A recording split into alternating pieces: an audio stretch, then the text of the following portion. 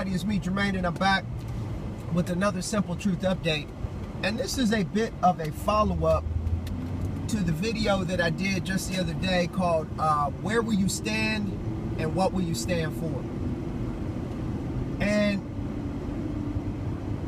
the thing I want to make a point of, and I want to be very clear and concise when I share with you what I'm about to say. Please listen to me and listen to me very, very closely. And pay close attention to what I'm saying and put it into proper context. Now, I've done a video or two in regards to the Straightway Truth Ministry and my affiliation and my loyalty to said ministry and its pastor, it's Jeremiah 3:15 pastor, Pastor Charles Dow.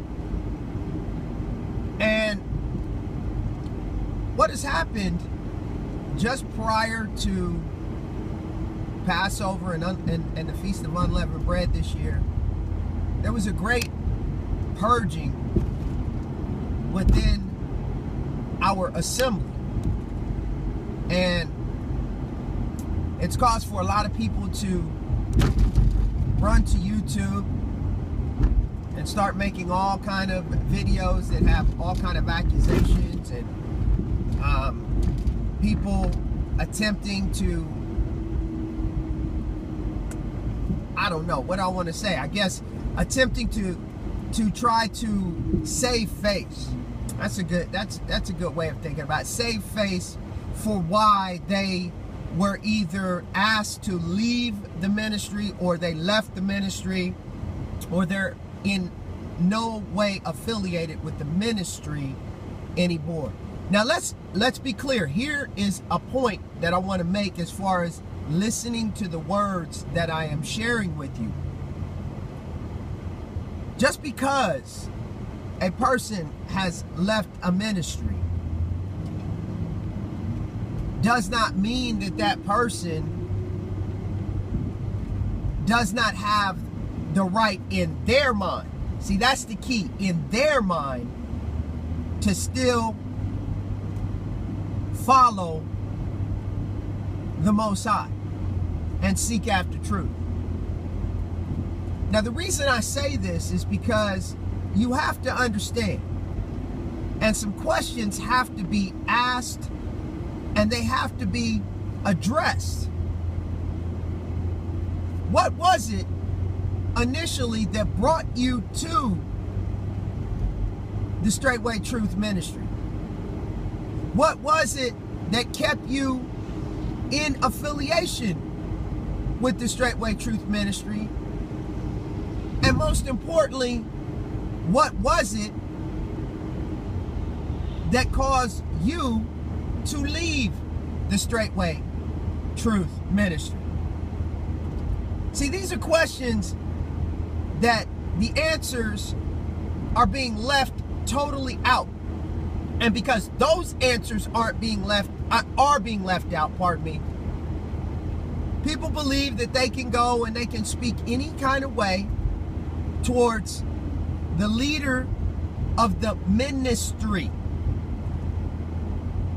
and that they have the right to say whatever they choose. It's an amazing thing how David, we can take an example from one of our patriarchs, David, who was to be the next king of Israel, but yet Saul was still in place.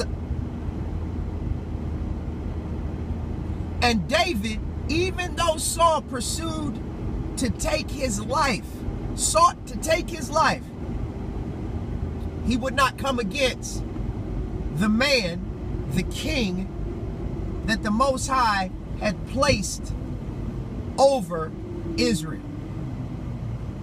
He knew what his, I guess you would say, destiny was to be. But he wouldn't dare speak, utter, raise his hand, against the man that the Most High put into place. He basically left that for the Most High to deal with.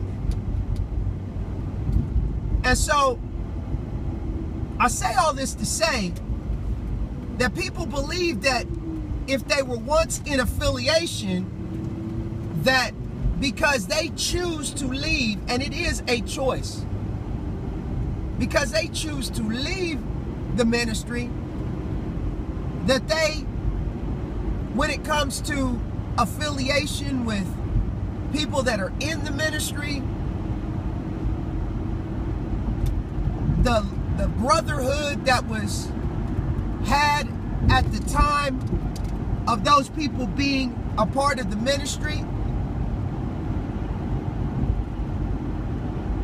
they believe that it should still remain the same, although there is an ought against the headship, the leaders of the Straightway Truth Ministry.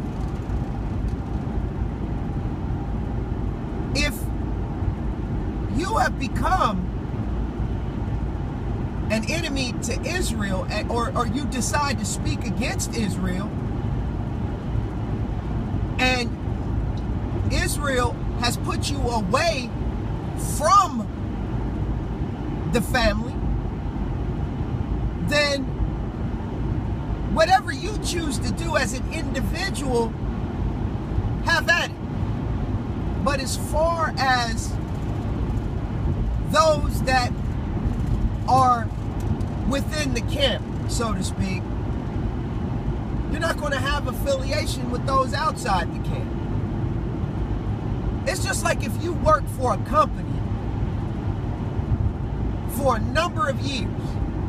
I don't know if this example will fit, but it seems to make sense that if you were with a company for a number of years and you quit, you decided that, you know, you don't want to do this anymore.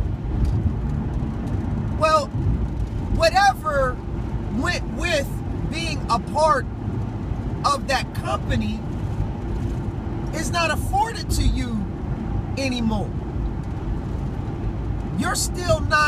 You're not able to continue to have, you know, if you had a discount, you can't still, that discount is not honored anymore.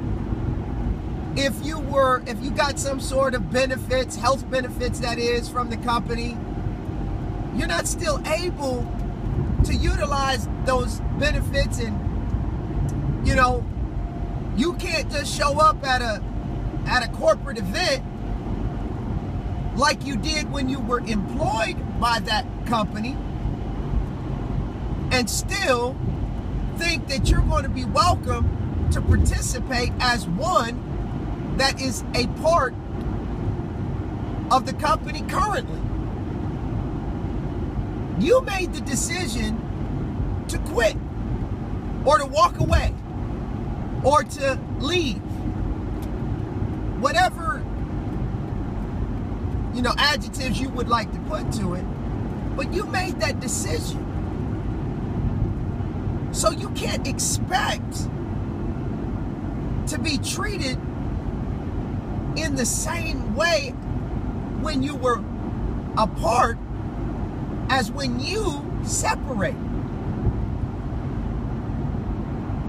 And that's just the food for thought that I want to give today, is that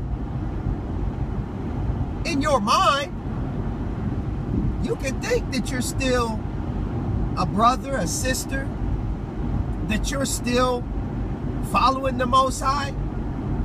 That's not for me to judge.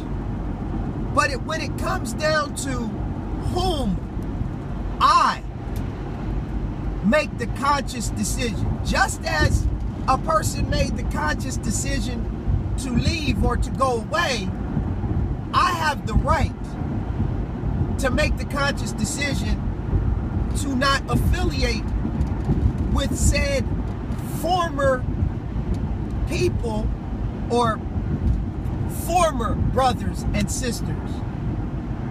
Again, if I choose to. This doesn't have anything to do with any type of you know, being, as Pastor said, being somebody's yes man. I have enough in me to see the fruit that you are currently bearing that caused you to leave, that I choose to exercise my right to not eat from that tree or to even be near that tree anymore. So I hope I've been able to kind of give a simple truth, understanding, and perspective. And the simple truth of the whole thing is that if you wanted to remain connected, you should have never disconnected. This has been the simple truth. And as I always tell you, it's the simple things that are oftentimes the most profound. But yet, they're the most difficult to put into practice and to actually do. I want to thank you for joining me, and I'll be sure to see you, and you again real soon on another episode.